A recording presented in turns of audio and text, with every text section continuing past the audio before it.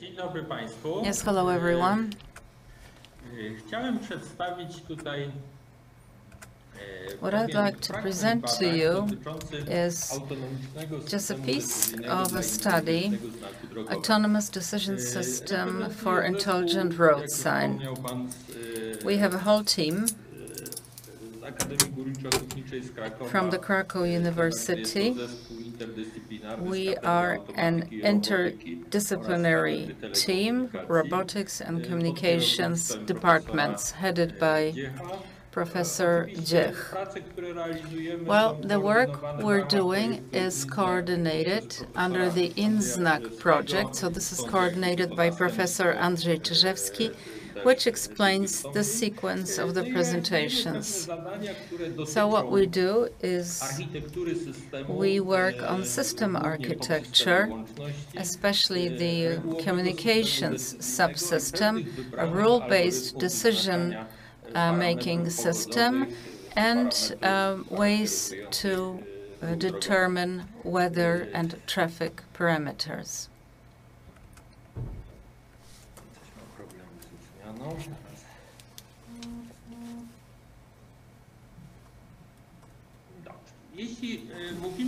Right, talking about the characteristics of intelligent road signs.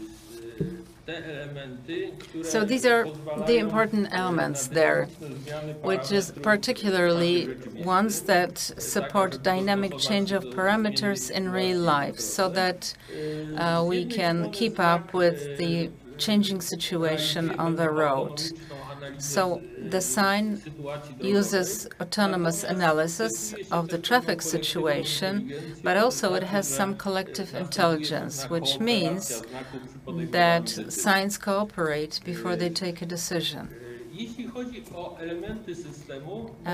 What are the components of the system? Here's what we have.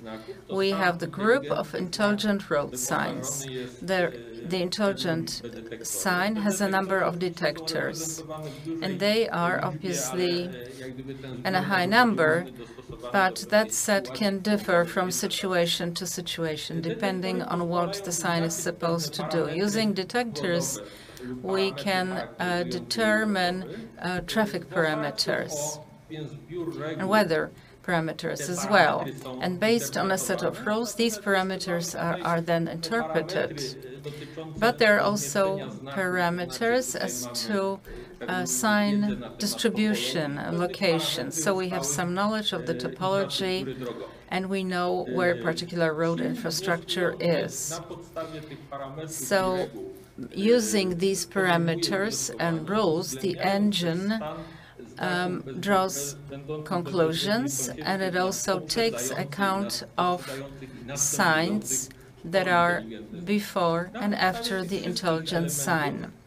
So using all of these elements, a decision is taken, and a certain condition is identified, which is then interpreted at a higher level. And this is a response from the system. So the rule, its form is really simple. So certain conditions are checked, and when they are met, an action is taken. Here's an example of a rule for detecting foggy conditions. So if there is fog on a specific section of the road, then an action is taken. The action is described in several lines here, but this is an information scenario, because when there is a fog, it doesn't apply to that particular section only, because there are specific signs, each marked separately. And so intelligence signs are variable message signs, and it should have two fields in our prototype, which is field 01, where we can display separate signs or a short message. And so in segment 1, once the fog has been established, then the speed limit to 50 kilometers is displayed, which is the safe speed. There is a message fog, And what you see on the next sign is that the speed limit is cancelled. The implementation, well, this is a single rule, but there are many more of those. But there is a certain collision, which means that rules have to have priorities. The higher the priority, I mean, the higher priority is given to those signs that ensure that a road is closed and speeds will be reduced significantly. But some signs only show information. The way the system works is explained here. That's fog detection as an example. So what it means, if fog occurs on a specific section, you are required to adjust your speed to safe speed, not to hit other vehicles. And so we need parameters to define what it means, safe speed, given the visibility. So here's the situation. Red shows the intelligent sign. It has a camera which keeps watching the objects in two places, and the objects are mostly stationary objects which are close to the road. It's usually a good thing if there are some edges, perhaps for nighttime observations, so that would be sources of light. And once the distance to those objects is known, and then they determine whether the object is visible or not. And then based on this, the decision is taken to adjust the speed to safe speed.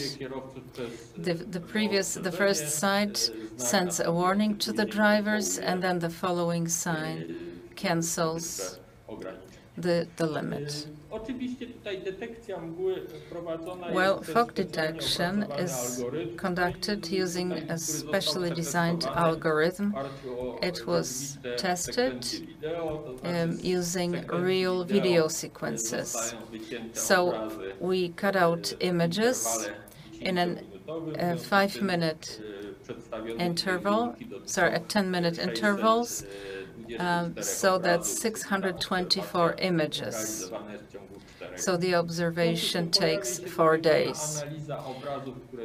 So we have image analyses for daytime and nighttime. And please note that the analysis can cover the entire frame, or there may be some rectangular fields there, and we can configure them if we know the distance to those between the objects and the object being observed, and the decision, can we see the object or not? Now, to arrive at this, we have to identify a parameter of contrast.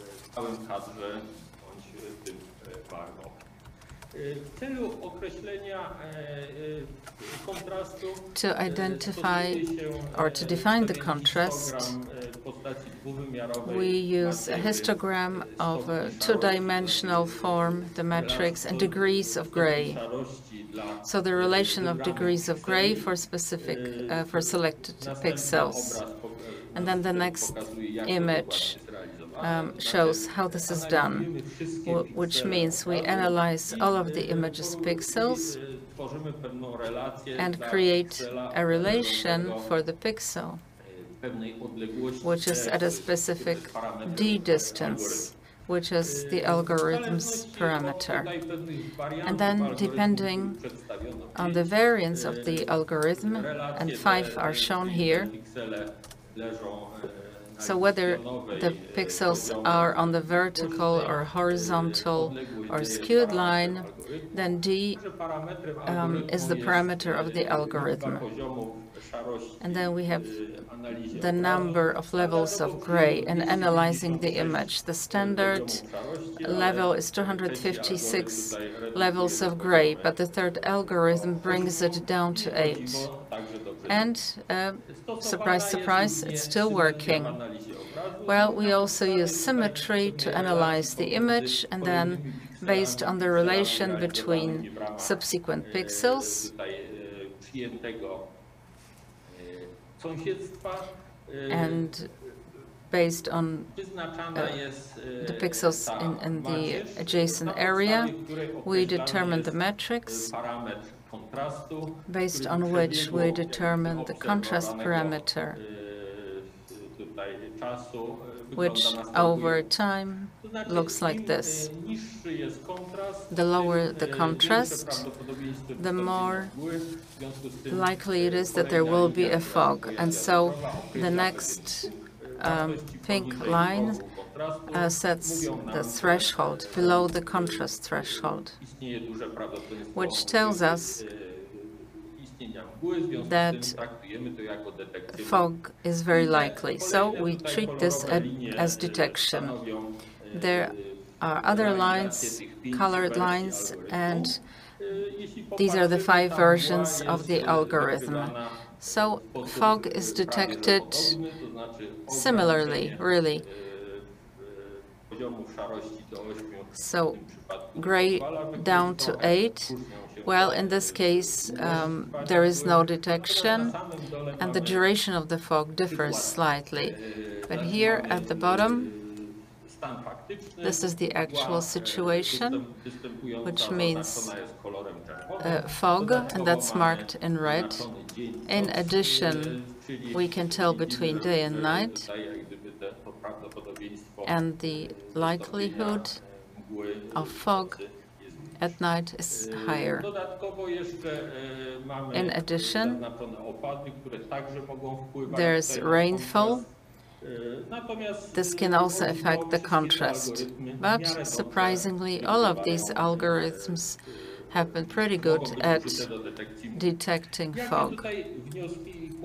So what are the conclusions and what were the problems?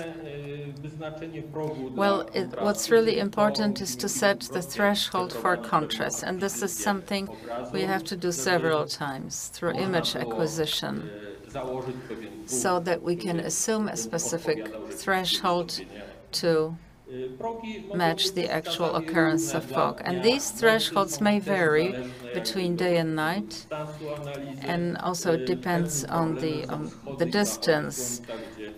Sunrise and sunset could be a problem because the image is not very clear then, plus selection of the objects and configuration of the algorithm, where we assume that the camera is in the same place, and any movements of that camera means that we have to do the calibration again, and we have to do the parameters again.